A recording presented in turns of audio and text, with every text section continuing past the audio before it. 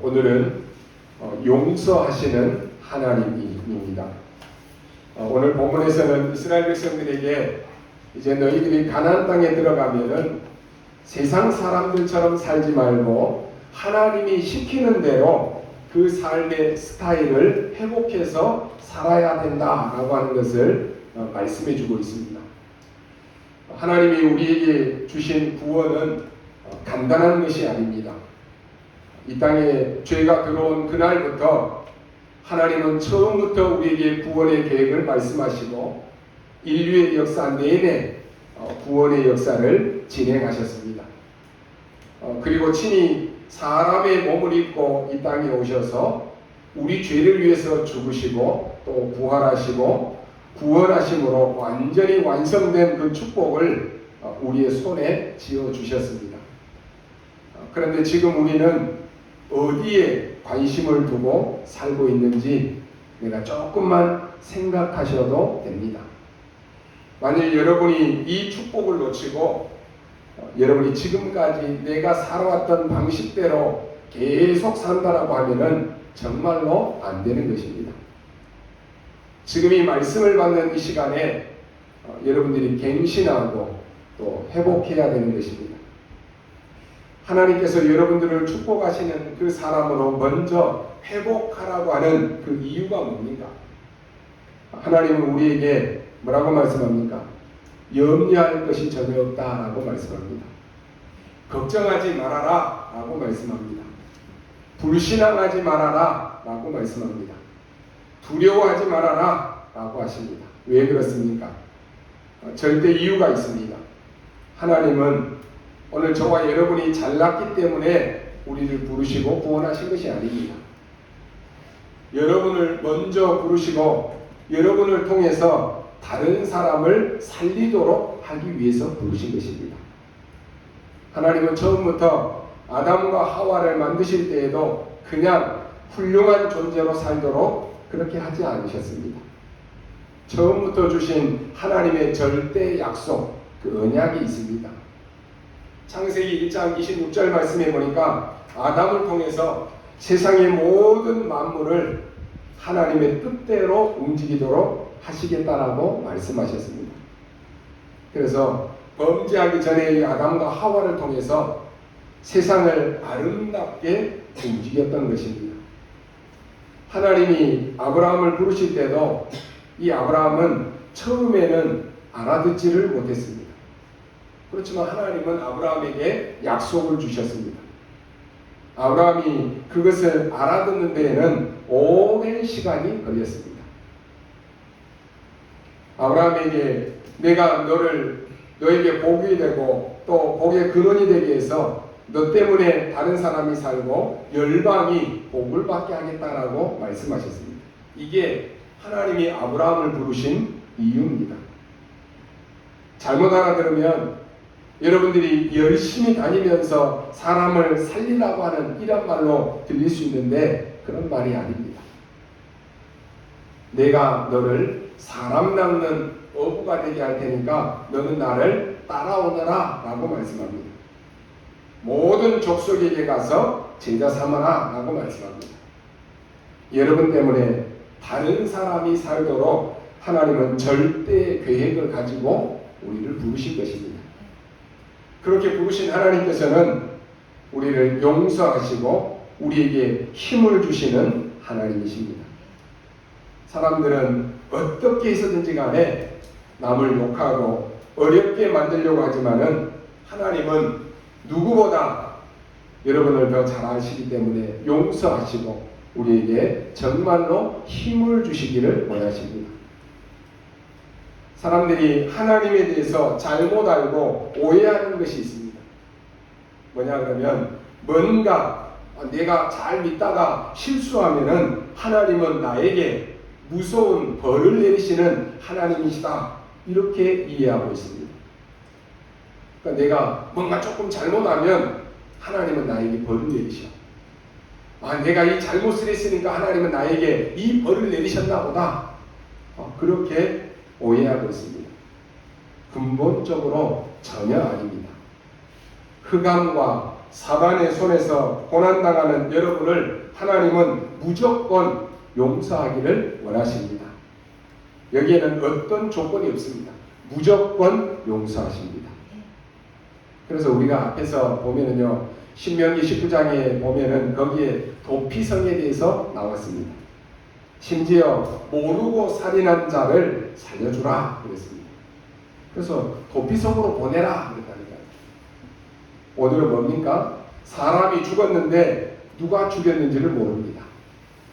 빨리 제사장들과 장로들과 재판장들은 이 사람을 가장 가까운 데 가서 거기 가장 가까운 제사장을 모시고 저 산 깊은 데 가서 기도하고 제사 지내라 그랬습니다. 4절에 보니까 흠없는 송아지 목을 꺾어라 그랬습니다. 왜 흠없는 송아지를 죽이라고 말씀합니다. 우리가 성전에 제사할 때는 짐승 죽이는 것은 우리가 어느 정도 이해합니다. 왜 그 현장에서 지금 송아지의 목을 꺾으라고 말씀합니까?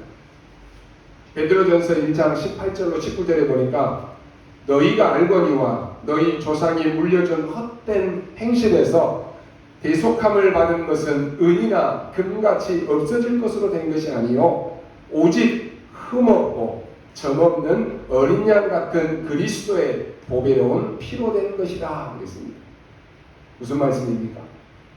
여러분, 우리가 이 시대의 고질적인 문제, 이 시대에 계속 일어나는 사고와 재앙은 다른 것으로 막을 길이 없습니다. 오직 복음으로만 해결할 수 있는 것입니다. 한번 확인해 보십시오. 복음은 우리가 믿고 구원받은 역사가 일어나지만 이것으로 끝나지 않습니다. 이 시대의 저주, 재앙, 이 문제를 해결하는 것은 복음으로만 가능합니다. 이 저주를 위해서 피 흘려주신 분이 누구십니까? 바로 예수 그리스도이십니다.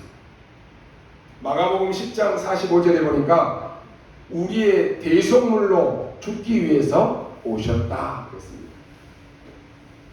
이 송아지를 끌고 올 때요, 제사장을 모시라 그랬습니다. 5절에 보면은 이 제사장이 누굽니까? 하나님과 사람 사이의 중보자 역할을 하는 사람입니다. 백성을 대표해서 하나님을 섬기고 하나님을 대신해서 백성을 축복하는 그 위치에 있는 사람입니다. 그래서 오늘 6절, 7절에 보면은 송아지를 깨끗한 물 위에 데려가서 죽이고 그 위에 손을 얹고 씻으라라고 말씀합니다. 그리고 7절에 뭐라고 말합니까? 송아지 위에 손을 얹고 씻으면서 하나님, 우리가 사람을 죽이지 않았습니다. 그렇지만 이 사람의 죽음에 대해서 우리가 보호하지 못하고 지켜주지 못했습니다. 이웃을 책임지라고 하셨는데 우리가 감당하지 못했습니다. 그래서 이 책임을 지려 합니다 라고 하고는 송아지를 죽여서 제사를 지내는 것입니다. 여러분들은 이 시대 문제를 놓고 우리가 예수 그리스도 이름으로 기도하면 그 책임을 지는 것입니다. 구약시대에는 짐승을 죽이든지 해서 그 위에 손을 씻어야 했습니다. 여러분들의 손을 씻으라고 하는 말이 아닙니다. 여러분들이 내 주변 사람들의 그 피에 대해서 우리가 무죄할 수 있는 방법은 뭐냐? 그들의 그 불신앙에 하나님 믿지 않는 그 마음을 우리가 가슴에 품고 기도하는 것입니다. 이것이 우리의 책임입니다. 여러분 주변에 아직도 이 그리스도를 모르고 저주와 재앙을 향해서 달려가고 있고 지옥을 향해서 달려가고 있는데 내가 거기에 대해서 아무런 감각이 없다. 그 우리 책임이에요. 그리고 이 제사장은 하나 더 하는 일이 있습니다. 뭡니까? 올바른 판단을 하는 역할도 제사장이 했습니다. 우리가 좀 말씀 살펴봤잖아요. 제사장의 옷에는 그 흉배에 보면은 호주머니가 하나 있는데 우림과 둠밈이라고 하는 그 보석 붓을 이 주머니가 담겨져 있습니다. 판결을 하다 보면은요 좀 애매한 부분이 있습니다. 제사장 본인도 잘 이 판결하지 못하는 경우들이 있습니다. 그럴 때는 하나님께 기도하고 그 보석을 통해서 하나님의 뜻을 확인하고 해답을 주고 또 옳고 그른 것을 판단하는 그 일을 제사장이 있습니다. 제사장이 그 일을 했던 것처럼 오늘 우리들도 모든 문제의 원인 그리고 그 문제의 해결책 여기에 대한 해답을 알려주는 역할을 하라라고 하는 것입니다. 이 시대에 지금 저주 재앙이 왜 옵니까? 그 문제의 원인이 뭡니까? 거기에 대한 해답이 뭡니까? 여러분이 아시고 계시잖아요. 그 역할을 하라라고 하는 것입니다. 여러분이 아무리 부족하고 못나도 상관은 없습니다. 여러분의 기도를 통해서 하나님은 여러분이 사는 지역과 또 여러분이 한 분만 믿어도 상관없어요. 여러분의 가정을 치유하고 모든 현장을 치유하기를 원하십니다. 그래서 자기 자신의 정체성과 그 축복의 비밀을 알고 누린 사람은 바로 승리한 사람입니다. 내 신분이 어떻든지 간에 상관이 없습니다. 요셉 보십시오. 노예로 가든지 종으로 가든지 감옥에 가든지 상관없습니다. 요셉은 가는 곳마다 자신 때문에 다른 사람이 복을 받고 살아나는 이러한 역사와 응답을 받았습니다. 다니엘이 그 축복을 누렸고 모세가 그 축복을 누렸습니다. 우리가 잘 알듯이 바울이 그 축복을 누렸습니다. 오늘 우리는 이 시대의 문제에 대해서 해결할 그리고 그 제시할 제사장인 줄 여러분 믿으시기 바랍니다. 너희는 왕 같은 제사장이다 하겠습니다. 잊지 말아야 됩니다. 오늘 8절에 보니까 여호와여 주께서 속량하신 주의 백성 이스라엘을 사하시고 무죄한 피를 주의 백성 이스라엘 중에 머물러 두지 마옵소서 하면 그 피 흘린 죄가 사함을 받으리니 그랬습니다. 왜 그렇습니까? 일반 종교에서는 이해할 수 없는 그런 얘기입니다. 그러나 하나님께서 그렇게 말씀하셨습니다. 여기에는 중요한 은혜 세 가지가 있습니다. 첫 번째는 우리가 해결할 수 없기 때문에 그렇습니다. 여러분, 원죄 이것은 절대로 우리 스스로 해결할 수 없습니다. 하나님 떠난 자는 사단에게서 절대로 빠져날 수 없기 때문에 해결되는 길이 없습니다. 자범죄도 해결되는 길이 없습니다. 여러분이 아마도 죄를 지은 대로 우리가 다 벌을 받는다라고 하면은 우리는 다 죽어야 됩니다.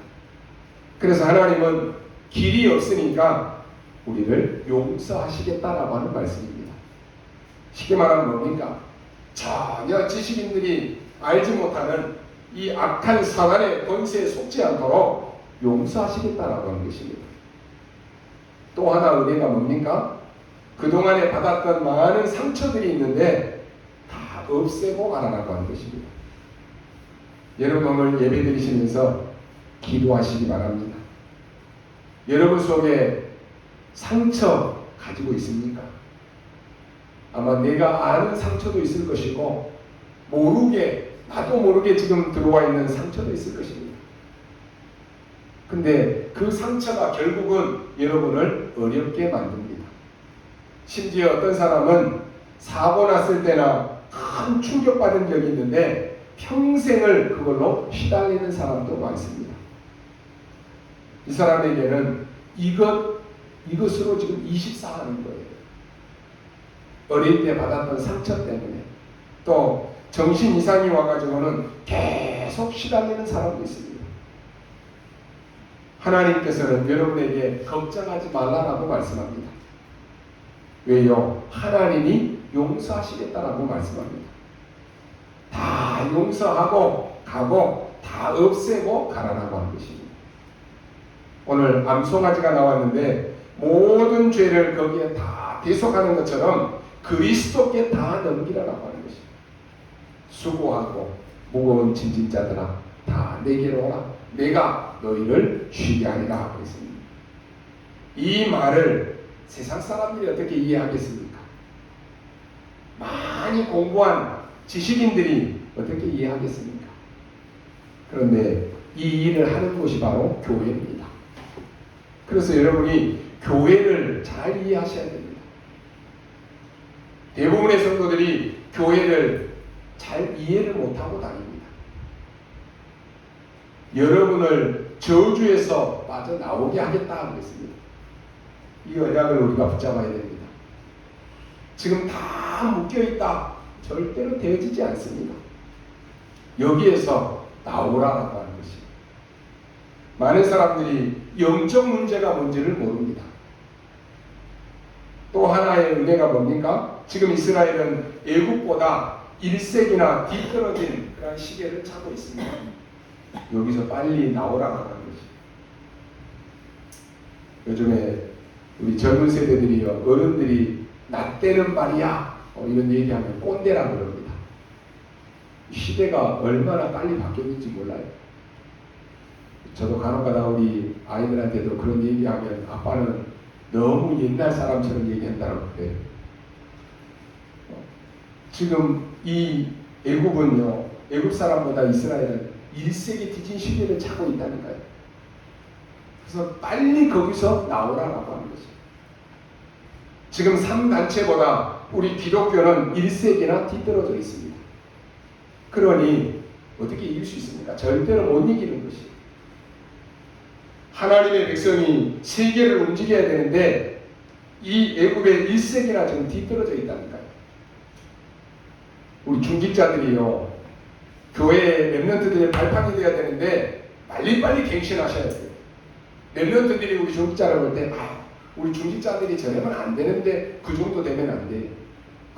우리 중직자님들이 정말로 앞서가는구나. 이래야 돼요. 모든 면에서. 우리 렘넌트들은 지금 시대가 금방금방 바뀌고 있다니까요.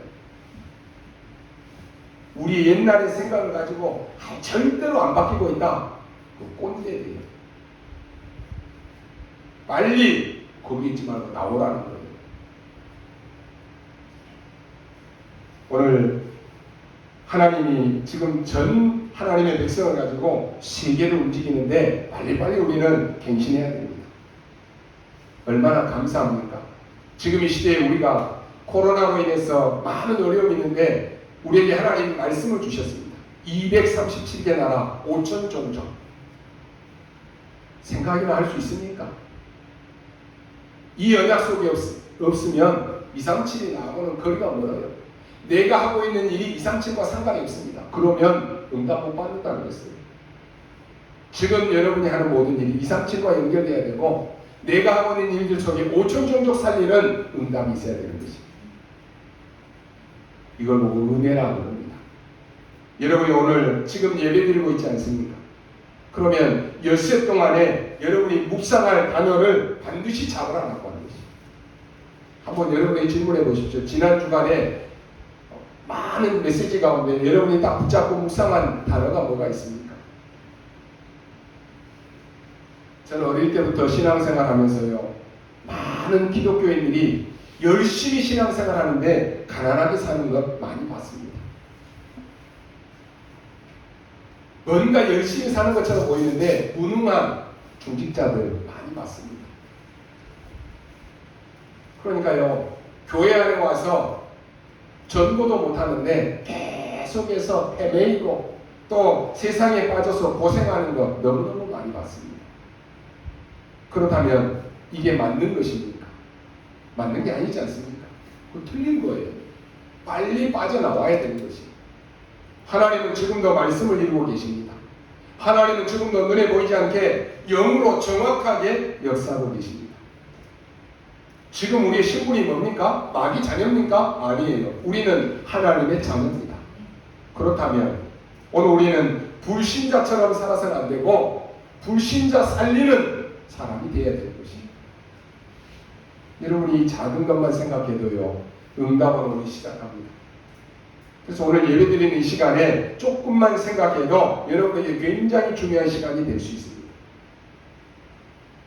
오늘 여러분이 이 말씀을요, 그냥 묵상하는 얘기로 듣지 마시고 하나님의 말씀을 다시 한번 읽어보십시오. 정확한 언약을 여러분이 잡으십시오. 그리고 엿새 동안 한번 묵상해 보십시오. 그러면 여러분이 지금 어렵다라고 생각하는 것, 그게 다 어려운 것이 아닌 것입니다. 이게 쌓이다 보면 어느 날 뭔가가 보이게 됩니다. 뭐가 보입니까? 하나님이 나를 향해서 절대적인 계획을 가지고 계심이 딱 보이게 됩니다. 그걸 붙잡고 가는 것입니다. 하나님께서 얼마나 안타까우면 광야에 40년 동안 모아놓고는 지금 계속 나쁘게 말하면, 우리말로 말하면 지금 들들들 볶는 거예요. 왜냐? 가짜에 있지 말고 지금 나오라는 거예요. 너무 안타까우니까 거기서 좀 나오라고 들들들 볶는다니까요. 목사님은 맨날 40일 집중하라, 말씀 붙잡으라, 흐름 속에 있으라, 언약 잡으라, 기도해라, 전도해라. 우리 교회는 너무 들들 볶네. 그런 사람 있다니까요. 여러분, 제가 우리 성도님들을 막 더 나쁘게 하려고 들들 볶습니까? 우리 교회는 목사님 너무 들들 볶아서 너무 힘들어. 그렇습니까? 그게 여러분 사는 길이에요. 왜요? 그 속에 있으면 안 되니까, 그 가짜 속에 빠져 있으면 안 되니까 빨리 나오라고 하는 것입니다. 근데 안 나오고 여기가 조사오니 그러고 있으면 어떻게 해요? 절대로 응답 못 받는 것입니다. 네가 지금 실패할 그 자리에 있지 말고 나오라고 하는 것입니다. 그러면서 지금 말씀을 주시는 것입니다. 모든 죄를 당연히 용서하겠다 그랬습니다. 하나님께서 그리스도를 보내신 것은 마가복음 10장 45절에 모든 죄와 저주를 대속하기 위함이다 그랬습니다. 지금 몰라서 그렇지요. 미국은 지금 정신병자 세계 1위입니다. 유럽의 지식인들이 교회가 뭔지를 몰라가지고 지금 청소년들 마약 1위입니다. 우리보다 훨씬 더 훌륭한 나라인 미국은 정신적으로 문제 오는 것이 오래됐습니다. 교회가 뭔지를 모르는 거예요. 예배가 뭔지를 모르는 거예요. 코로나의 시기가 많은 재앙을 가져왔다고 하지만은 진짜로 언약 붙잡고 있는 사람에게는 모든 것을 회복할 기회입니다. 재앙이 아니라 기회예요. 그러지 않습니까? 오늘 우리 단체는요, 오히려 이 어려움이 올수록 더 많이 모인다니까요. 온라인으로 더 많이 접속해요. 코로나 이전과 이후 전혀 상관이 없어요. 근데 언약 못 붙잡은 사람들은 야, 기회다. 교회 안 가는 기회다. 예배 안 드리는 기회다. 아, 좋다. 망하는 거예요. 그래서 코로나 끝나고 나면은 언제 끝날지 모르지만은 완전히 망해 있는 그런 모습을 보게 되는 것이죠. 그래서 너의 모든 저주를 없애기 위해서 그리스도를 보내겠다 하겠습니다. 우리는 그리스도를 믿는 것입니다. 물론 안 믿으실 것입니다. 상관없습니다. 그런데 안 믿으면 저주받습니다. 저주를 안 받을 사람은 반드시 믿어야 됩니다. 하나님의 아들이 오신 것은 마귀의 일을 멸하라 하십니다 하겠습니다. 분명히 말씀했잖아요. 하나님의 자녀가 되도록 길을 여신 그 자체가 바로 그리스도이십니다. 그래서 여러분들이 단지 그냥 묵상하는 설교로만 듣지 마시고, 여러분이 성경만 읽지 마시고 그 현장 속으로 한번 들어가 보라고 하는 거죠. 오늘 여러분 본문에 들어가면 우리와 상황이 똑같은 것을 알게 될 것입니다. 왜 그렇게 하십니까? 오늘 이유 세 가지가 나왔습니다. 첫 번째로 모든 것을 넘어서는 하나님의 자녀의 기준을 찾게 해주겠다 하고 있습니다. 그래서 용서하는 것입니다. 이것은 그냥 용서가 아닌 당연히 용서하겠다, 반드시 용서하겠다라고 하는 것입니다. 꼭 해야 된다라고 하는 그런 뜻입니다. 지금 많은 불신자들이나 종교생활하는 사람들은 전혀 알아듣지 못한 말씀입니다. 하나님은 우리에게 최고의 선물인 그리스도를 보내주셨습니다. 우리가 하나님을 알지 못해서 마귀의 소나기에 잡혀가지고 마귀 자녀로 살았다니까요. 그런 우리에게 하나님은 그 마귀 소나기에서 우리를 건져주시려고 그리스도를 보내주셨습니다. 우리는 하나님 떠난 죄, 하나님 모르는 죄 가운데 빠져서 반드시 저주를 받아야 되는데, 그 저주를 깨뜨리기 위해서 그리스도를 이 땅에 보내주셨습니다. 결국 이 땅에서 잘 살든지 못 살든지 간에 우리는 죽음을 맞이하게 됩니다. 히브리서 9장 27절에 한 번 죽는 것은 정해져 있습니다. 피할 길이 없어요. 그러면 지옥에 끌려가야 될 그 운명에 매여 있는데, 이 지옥의 운명에서, 이 지옥의 권세에서 우리를 해방하시려고 그리스도를 보내주신 것입니다. 하나님 우리에게 하나님의 자녀가 되는 그 축복과 천국의 그 축복의 선물을 우리에게 주셨는데 아무런 조건 없이 우리에게 주신 것입니다. 절대로 하나님 떠난 죄, 하나님을 안 믿는 죄를 해결할 방법은 이 땅에 없습니다. 사람들이 세상을 살면서 지은 죄를 해결할 길은 아무 곳에도 없습니다. 조상 대대로 지어서 죄를 지은 사람은 다른 방법으로 해결할 길이 없다니까요. 돈이 아무리 많다고 해서 돈으로 해결할 수 없습니다. 우상을 만들어 놓고 귀신을 섬기고 제사 지낸 그 죄를 해결할 길이 사람의 방법으로는 해결할 길이 없습니다. 한번 생각해 보십시오. 여러분들이 만 가지 선을 행했다라고 할지라도, 착한 일을 많이 했다라고 할지라도 한 가지 죄를 지었다라고 하면 어떻게 됩니까? 죄인입니다. 성경의 죄의 싹은 뭐라고 했습니까? 사망이다 하고 했습니다. 죄를 지은 자는 반드시 죄값을 치러야 됩니다. 죄의 값을 치르면 그럼 죄가 없어집니까? 죄의 값을 치를 뿐이지 죄는 없어지지 아니합니다. 그래서 인간에게는 죄를 해결할 길이 없기 때문에 하나님이 그리스도를 이 땅에 보내주신 것입니다. 요한복음 5장 24절에 내가 진실로 진실로 너희에게 이르노니 내 말을 듣고 또 나 보내신 이를 믿는 자는 영생을 얻었고 심판에 이르지 아니하나니 사망에서 생명으로 옮겼느니라 했습니다. 우리의 법은요, 지은 대로 벌을 받게 되어 있습니다. 그런데 우리에게 예수 그리스도를 보내주셔서 영생을 얻게 하시고 심판을 받지 않게 하시고 사망에서 생명으로 옮겨버렸습니다. 이게 누구의 법입니까? 그리스도의 법입니다. 세상의 법으로는 알 수가 없다니까요.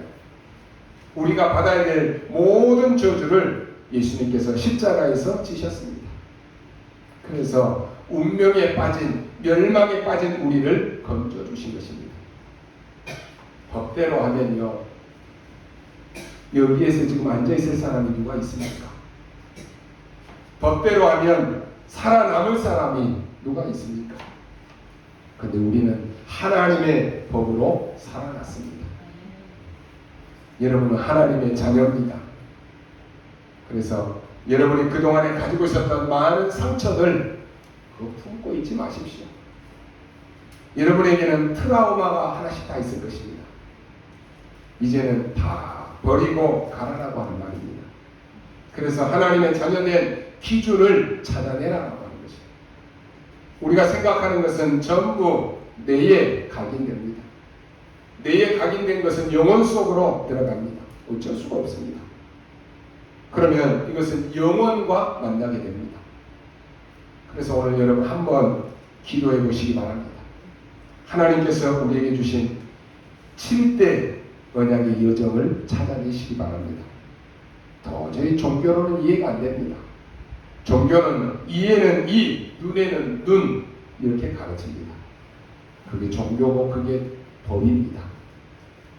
법은 우리가 지은 대로 벌을 받아야 됩니다. 하나님께서 우리에게 주신 복음의 은혜는 어떻습니까? 모든 저주에서 빠져나올 뿐만 아니라 거기에 더 이상 빠져있지 말아라고 하는 거죠. 두 번째는 뭡니까? 더 큰 길이 있기 때문에 그렇습니다. 지금까지 분명히 애굽을 이기지 아니했느냐? 그것보다 더 큰 길이 너희에게 남아있다라고 하는 말입니다. 광야에서 어떤 고난도 이기지 아니했느냐라고 하는 말씀입니다. 확실하지 않습니까? 그것보다 더 큰 길이 너희 앞에 있다라고 하는 것입니다. 여러분 믿으시기 바랍니다. 올 한 해 우리에게 주신 말씀 뭡니까? 우리 교회 이보다 더 큰 일을 행하리라. 그 이전에 우리의 모든 한계, 틀 깨뜨리고 하나님이 더 큰 일을 부으실 수 있는 내 입을 넓게 열라, 내가 채우리라. 그릇이 커야지 채워질 거 아닙니까? 하나님은 우리의 왕이십니다. 하나님은 우리의 주인이십니다. 여러분이 하나님이 제 1순위가 되지 않는다고 하면은 그 사람은 신앙생활이 실패하는 것입니다. 결국 그 사람은 사단에게 당합니다. 어제 우리 장로 수련회에서 뭐라고 말씀했습니까? 장로는 하나님 주신 장로의 직분이 1순위가 되지 않는다. 그럼 실패하는 거예요. 내가 하고 있는 일은 뭐냐? 그럼 부업인 거예요. 그 우선순위가 바뀌면 응답이 안 올 뿐만 아니라 응답이 와도 못 누리는 것이에요. 이게요, 불신앙인데 불신앙은 절대로 하나님의 인도를 받을 수가 없습니다. 불신앙에 사로잡히면 하나님이 보이지 않습니다. 그러니까 내 마음대로 하는 거예요. 하나님이 보이지 않으니까 예배도 우습게 생각하는 거예요. 하나님 눈에 안 보이는데. 이것을 뽑아내라고 하는 것입니다. 잘 몰라요.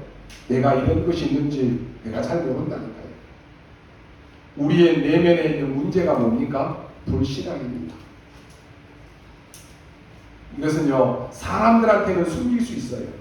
그러잖아요.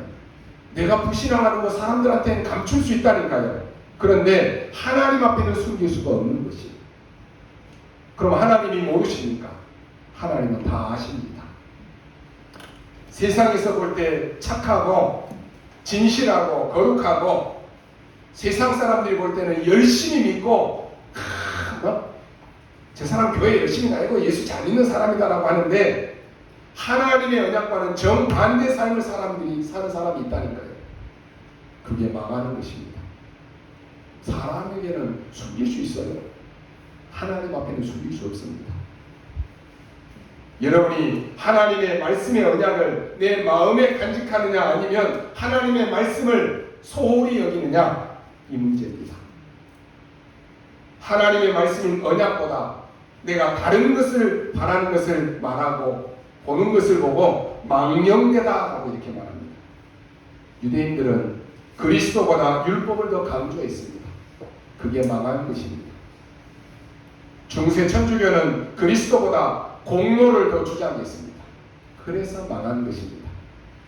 만약 지금도 교회가 언약 되신 그리스도, 하나님 만나는 길 되신 그리스도, 죄의 저주를 해결하신 그리스도, 사단의 권세를 꺾으신 그리스도, 지옥의 권세를 꺾으신 그리스도를 말하지 않고 자꾸만 다른 것을 말한다고 하면은 그 망령된 것입니다. 부모가 우리 후대에게 정말로 가르쳐야 될 것이 뭐겠습니까? 언약 되신 그리스도를 전하지 않고 너는 세상에 성공해야 돼. 너는 돈이 많이 벌어야 돼. 너는 세상의 축복을 많이 받아야 돼. 그것만 말하고 가르친다라고 하면은 그게 바로 망령된 것입니다. 아니 다른 것은 하면은 막 야단치면서 하나님 앞에 영적으로 집중하지 못하고 예배에 소홀히 하는 것은 가만히 둔다. 망령된 것이에요.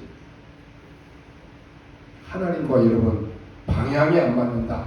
어느 날 바벨탑처럼 무너지는 것입니다. 하나님과 방향이 안 맞는 것은 모래 위에 지은 집과 같은 것입니다. 한 번쯤 여러분 바닷가에서 모래로 집을 지어봤죠? 아무리 잘 지어놔도 파도가 한번 와서 휙 쓸어버리면 흔적도 없이 사라져버리는 거예요. 우리 자녀들에게 우리 후대에게 이런 것을 가르쳐야 되겠습니까? 이것을 해결하지 못하면 절대 약속의 땅에서 승리할 수 없습니다. 왜 우리는 불신앙을 뽑아내야 됩니까? 바로 사단이 사용하는 길이기 때문에 그렇습니다. 여러분에게는 큰 일이 아직 남아 있습니다. 그래서 여러분이 가진 것에서 다 빠져나와야 됩니다. 운명에서 빨리 빠져나와야 됩니다. 여러분 개구리가 우물 안에서 아무리 열심히 헤엄쳐봤자 우물 아닙니다. 죄와 사망의 법에서 너를 해방하였습니다. 가나안 7 족속을 능히 이기게 할 것이니까 그 길을 돌아갔다는 것입니다. 그리고 세 번째 뭡니까? 말도 안 되는 일입니다. 중요한 사실이 남아있는데 그게 뭡니까? 오늘 여러분을 통해서 이스라엘 광야의 백성들을 통해서 세계복음화 하겠다고 하는 말입니다. 여러분들 오늘 이 말씀을 묵상하면서 애쓸 것이 하나도 없습니다. 하나님께서 여러분들을 부르신 그 구원의 신분을 말씀대로 확인하라고 하는 것입니다. 우리가 복음받고 교회 세우면서요, 우리 교회는 세계복음하는 교회다 라고 말하니까 저를 아는 분들이 너무 허황된 기도한다, 너무 큰 기도하는 거 아니냐, 그런 얘기 하더라고요. 안 믿어지겠죠. 하나님은 우리를 통해서 세계복음하겠다라고 하는 것입니다. 하나님은 우리 형편 모릅니까? 하나님이 우리의 지식 수준 모릅니까? 하나님이 우리의 배경 모릅니까? 그렇지만 다 아신 하나님께서 우리를 통해서 세계복음하겠다라고 하는 것입니다. 여러분 믿으시기 바랍니다. 그래서 오늘 우리는 불평할 시간 없어요. 원망할 시간도 없습니다. 오늘 감사부터 회복하시기 바랍니다. 내가 어떤 구원의 축복의 사람입니까? 전혀 문제없는 사람인데 내가 불신앙에 찌들러 있다라고 하면은 그것부터 해결해야 됩니다. 그런 상태로 있으면 주변에 사람들이 보이지 않습니다. 그런 상태로 있으면 옆에서 죽어가는 가족이 있는데도 안 보이는 거예요. 빨리 끝내시기 바랍니다. 이제 더 이상 방황을 끝내라라고 하는 것이에요. 여러분 신자답지 않는 행동 하지 말라라고 하는 것이에요. 중직자답지 않는 행동, 렘넌트답지 않는 행동, 전도자답지 않는 행동 하지 말라라고 하는 것이에요. 여러분에게는 우리 주변과 시대를 살려야 될 책임이 있다라고 하는 것을 명심해야 됩니다. 영적 통신망의 파수꾼으로, 영적 의사로, 그리스도의 대사로 여러분을 통해서 세계복음화 하실 것입니다. 이 언약을 붙잡은 사람들에게는 하나님께서 절대 보장된 그 길을 눈으로 보게 하실 것입니다. 결론으로 말씀드립니다. 오늘 여러분이 이 언약을 잡는 순간 어떤 응답이 옵니까? 100년의 응답이 옵니다. 그러면 이 응답은 반드시 1000년의 영향을 입히게 되어 있습니다. 여러분이 짧은 시간에 언약을 딱 잡고 조금만 생각했는데 여러분의 가정에, 여러분의 후대에, 여러분의 가문에 100년의 응답의 축복이 온다니까요. 히브리서 11장에 나오는 믿음의 사람들, 로마서 16장에 나오는 그 바울을 도왔던 일꾼들, 골로새 4장에 나오는 그 일꾼들, 그 사람들은 100년, 1000년의 응답을 받은 사람들입니다. 지금까지 우리가 그 역사를 보고 있지 않습니까? 지금 성경의 기록이 우리에게 있던 것처럼 여러분이 잡은 이 언약은 이제는 영원히 남게 되어 있습니다. 오늘 여러분이 이 언약을 잡고 조금만 기도하시기 바랍니다. 우리가 믿든지 안 믿든지 하나님은 능력의 하나님이십니다. 우리는 하나님의 자녀입니다. 여러분이 늘 듣던 말인데 계속 말씀을 묵상하다 보면 어느 날 말씀이 나에게 부딪혀오는 시간표가 있을 것입니다. 계속 들었던 말씀인데 어느 날 이 말씀이 나에게 딱 꽂히는 날이 올 거예요. 그래서 맨날 들었던 그리스도인데 이 그리스도가 진짜로 나에게 이 그리스도구나 체험되어지는 날이 올 것입니다. 그러면 끝나는 거예요. 제가요 여러분들에게 계속 소통방에 사진, 말씀 사진들을 쭉 올리잖아요. 한꺼번에 다 해서 올릴 수도 있어요. 우리 연세 드신 분들은 그거 해갖고 할 줄 모르니까 제가 하나씩 보내는 이유가 있어요. 그거 보고 있다 보면은 나에게 와닿는 성구가 있을 것이고, 또 있다 보면은 내가 아는 사람 가운데 이 사람에게 이거 한번 보내줘야 되겠다, 그런 게 나올 거예요. 자, 전도도 상관없고 말씀과 상관없이 사는 사람은 목사님 맨날 귀찮게 뭘 이렇게 맨날 보내냐 부담도 될 거예요.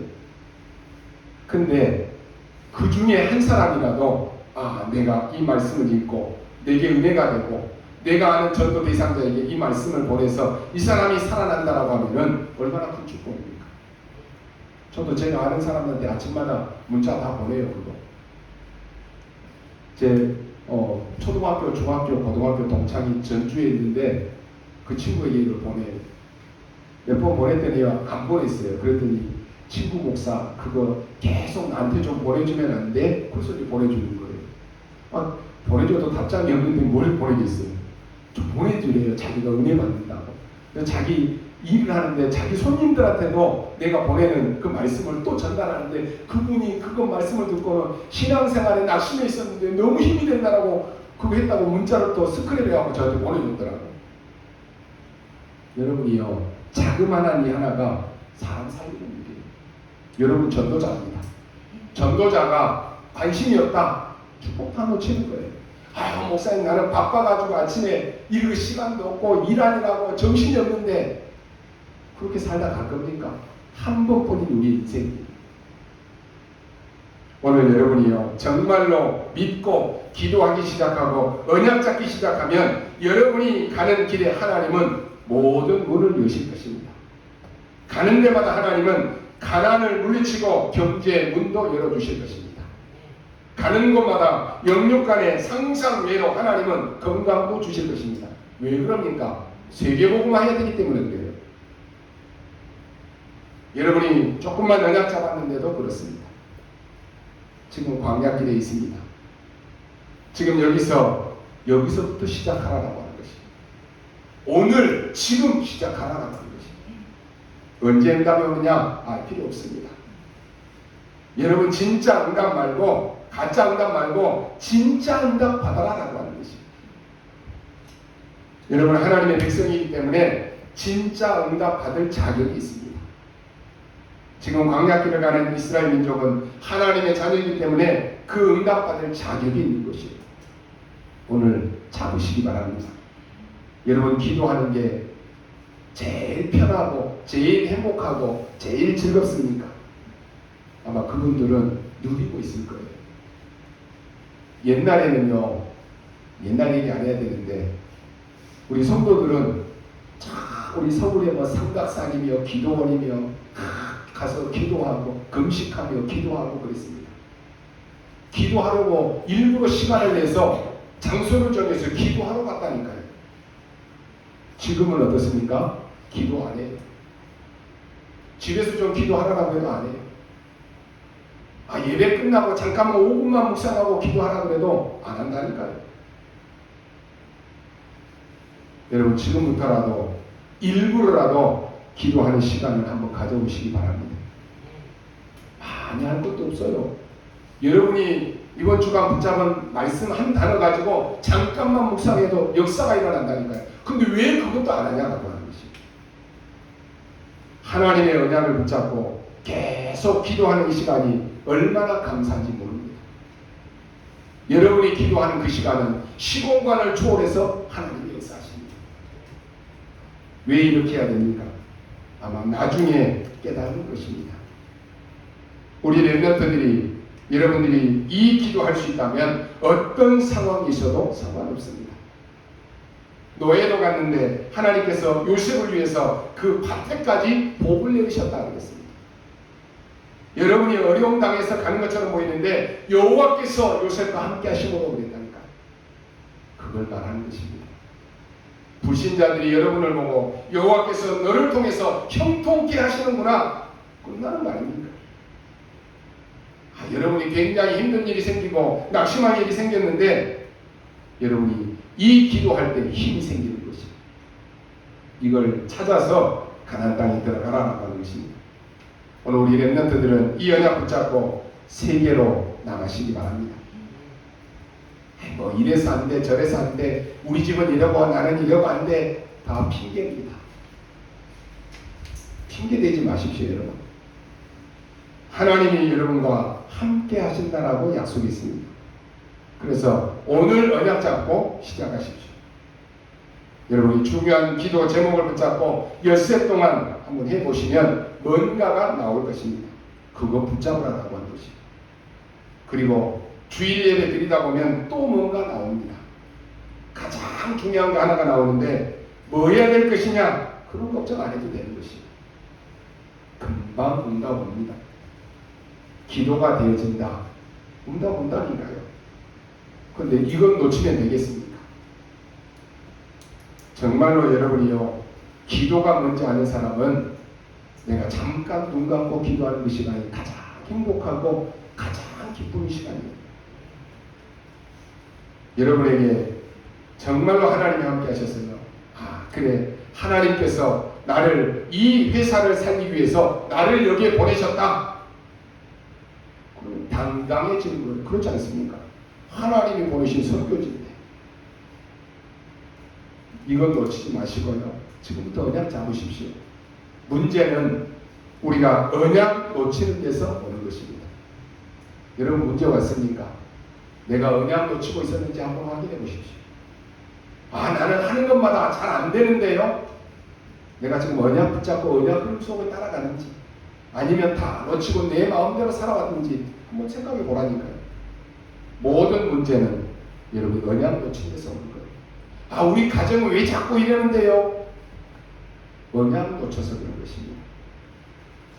모든 것을 여러분 이제는 넘어서서 하나님의 자녀의 기준으로, 또 우리 앞에는 더 큰 일이 남아있기에 언약 붙잡고 세계복음화에 쓰임받는 여러분들이 될 수 있기를 주님의 이름으로 축원합니다. 기도하겠습니다. 하나님 감사합니다.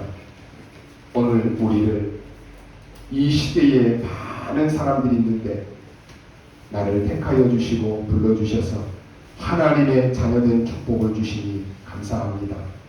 사랑하는 하나님의 자녀들이 어디서든지 기도할 수 있는 힘을 누리게 하여 주옵소서. 어떤 상황 속에 있든지 간에 하나님의 능력의 응답을 보는 자 되게 하여 주옵소서. 이번 한 주간도 말씀 붙잡고 모든 문제 앞에 하나님이 함께 하시는 축복을 누리게 하여 주옵소서. 감사를 드리며 살아계신 우리 구주 예수 그리스도의 이름으로 기도하옵나이다.